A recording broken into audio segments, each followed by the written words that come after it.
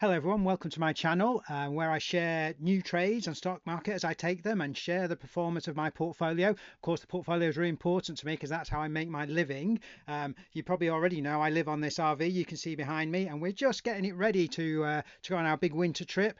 We've been parked up on this small equestrian site for 3 or 4 months now, but now it's time to follow the sun south. So I've been doing a few repairs and getting it all ready, and of course that's all paid for out of trading, so we've got to get it right. We've got to act smart. We've got to choose good companies that we're pretty sure are going to make us a good return in the future.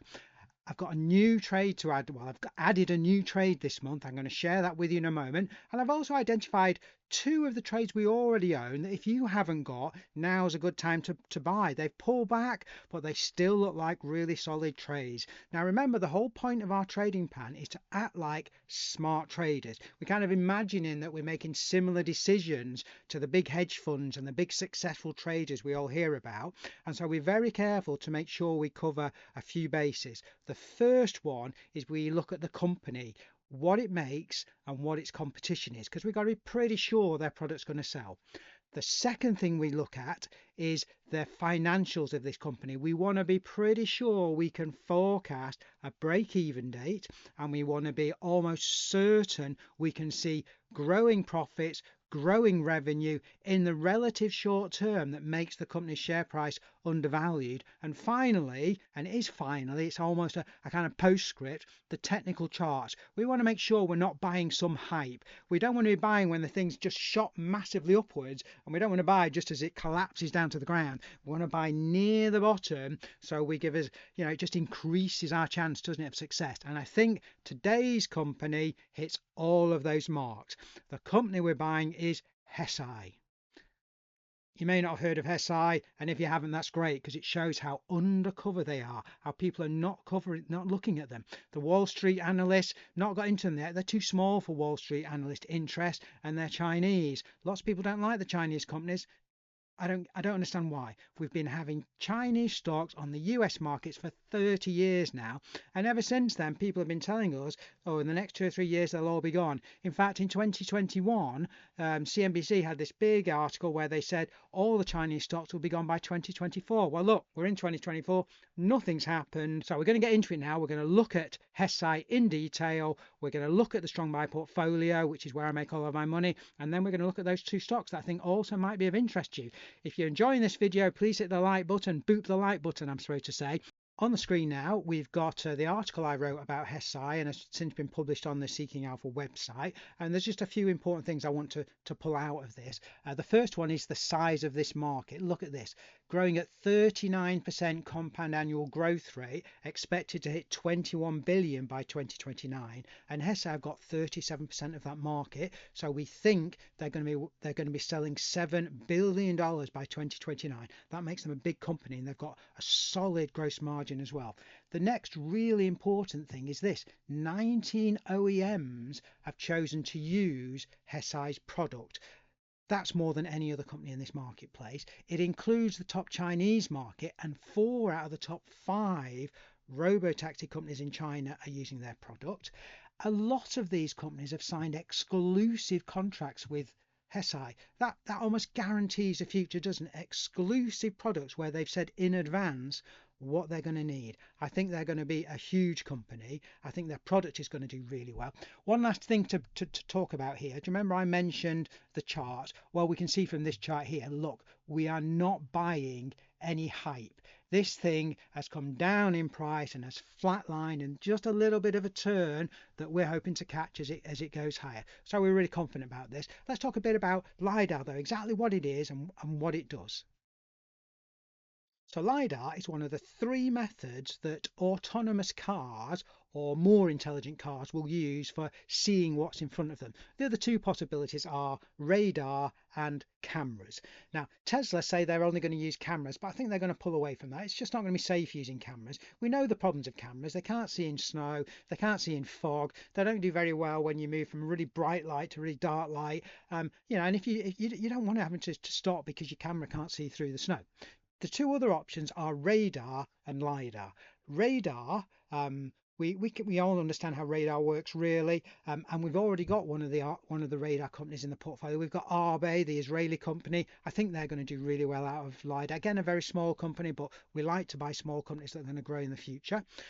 The other possibility is LiDAR. Now, what LiDAR does is it sends out bursts of laser lights.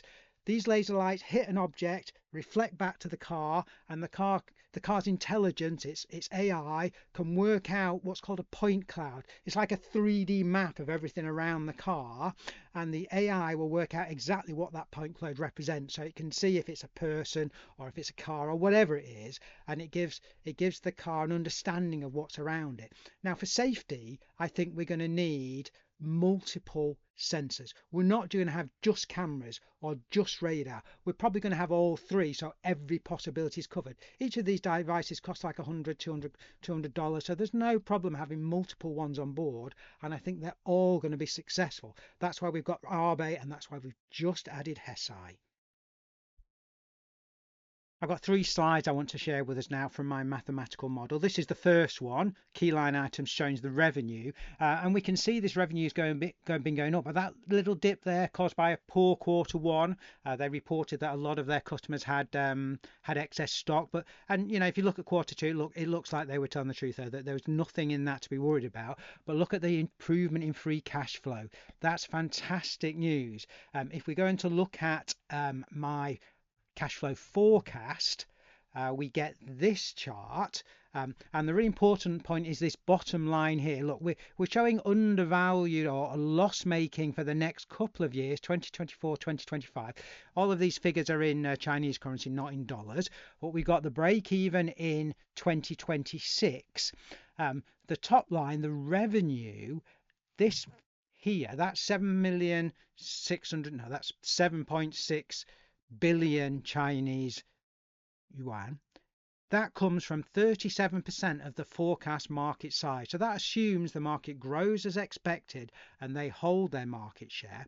And from then on, we have it growing at just 10% to 2034. I think those are really reasonable assumptions. You know, the majority of the market's in China. They dominate the Chinese market. We've got some fairly accurate predictions about where that market's going. So I feel very comfortable about all of this. If we turn that and look at a DCF calculation, we get this little chart in front of us now, and what this shows us is the different values for different discount rates. Discount rates are awkward. They're meant to represent the risk involved, and you know, the fact that you could just input your money in a bank, etc. So you're incurring greater risk. What value should you take? Difficult to say for certain, but I normally take 8% on US stocks, which would give us a value of around $34.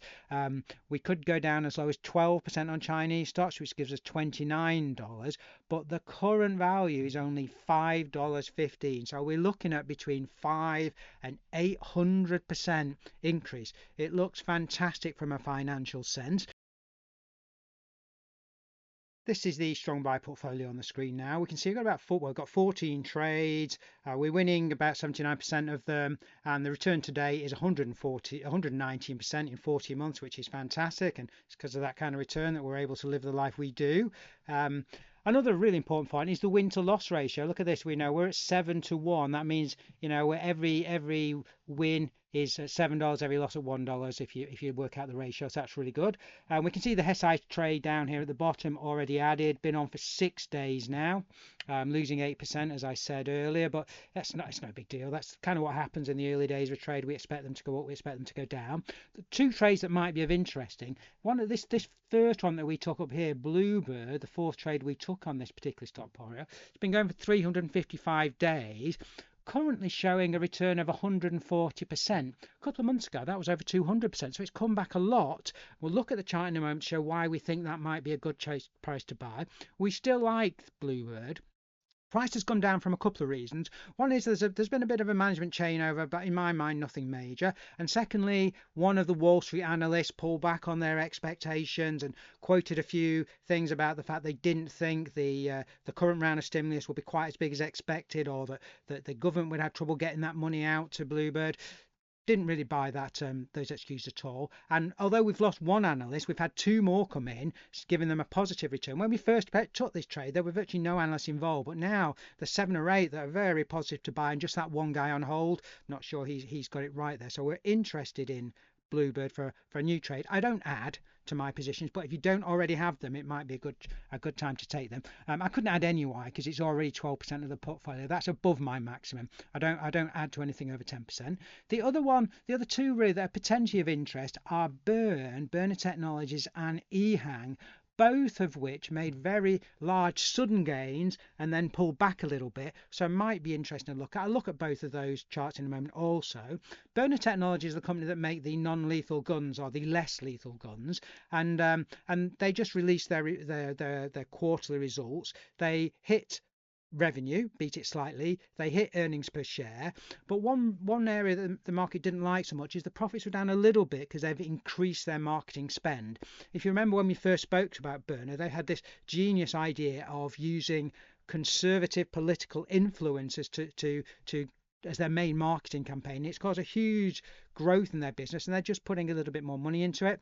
They're still getting 5 times every dollar they spend in terms of revenue, which is the target that we put for them. It's down from 7 times to 5 times, but if you remember when we talk about this talk, we thought 5 times was where they would be at. So they're still meeting the targets we set for them, and I think the market overdid that pullback, so I think it's time to buy again. EHang suddenly shot up, pulled back because of the problems in China. Do you remember China said they weren't going to provide as much help as the markets were expecting, so all Chinese stocks pulled back along with EHang, and so potentially that's a good buy. Now, our financial analysis of Bluebird tells us it's worth $100 per share, so we're looking for a big upside. We're currently at $44, and we can see we've been on we got to this point here quite a bit higher, and we've been pulling back ever since. Quite a few months of pullback. I use Elliott Wave, as you know, to help me guide through the market. I don't trade Elliott Wave, but I use it as a guide. I've already decided that Bluebird is going higher. I think it's undervalued. 3 waves, 1, 2, 3 of this pullback could be over in around this region. It could still go back a little bit, that's kind of the area we might expect a turnaround, but once that turnaround has happened, we would expect wave 2 to be in place, and we will kind of be expecting to go from there and then head up towards our $100-ish target. I probably look to take dollars at about 85-ish dollars to make sure I get the majority of this trade. I don't want to risk a big pullback on me. So Bluebird, if you've not got it, now looks a pretty good time to buy. Let's have a look at EHang next. We've got the EHang chart on the screen now, as you can see. It's not quite as bullish as the last one. There are a couple of things to be concerned about. The first one is that we look oversold or overbought at the moment, so we can expect a bit more of a pullback. Perhaps the price is going to do this first of all before it fires higher. Elliott wave count is saying that this is an immediately bullish wave count because we've just hit a wave 2 low, and we think we are heading much higher. We think we're heading to $35 on this, to be honest. That's my target for this trade. So if you're not in it, now might be a good time. And we'll just wrap up with a look at the strong buy portfolio. Now, I'm not showing the chart for Burner Technologies. I think it's going to pull back more, so I'm going to wait off of that for a few days, maybe cover it in the next one. I'm not 100% it's the right time to buy, so that's just going to hold off. But now I've got on the screen the strong buy portfolio. Now, this is a demonstration portfolio. I'm quite fortunate I've built up a bit of money, but if you're still at that beginning stage, I thought you might like to follow this account. I invest $250 in every trade and track the performance, and we can see it's doing really well. Those are our returns so far, and in the second year of operation, so 9.3%, followed by 7.9%. So far we've lost $1 this year, and you can see us investing.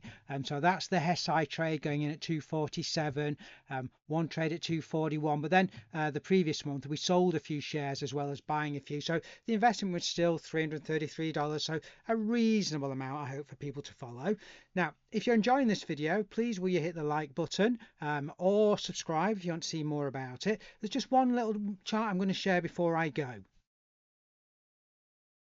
So this is the most important chart, isn't it? Performance over time, and you can see since inception we have beat the S&P by absolutely miles. That's why we're making a decent amount of money. So please subscribe if you want to get the next trading report as it comes out, or listen to how we're performing. Thanks for listening. Hope you enjoyed it. Bye everybody.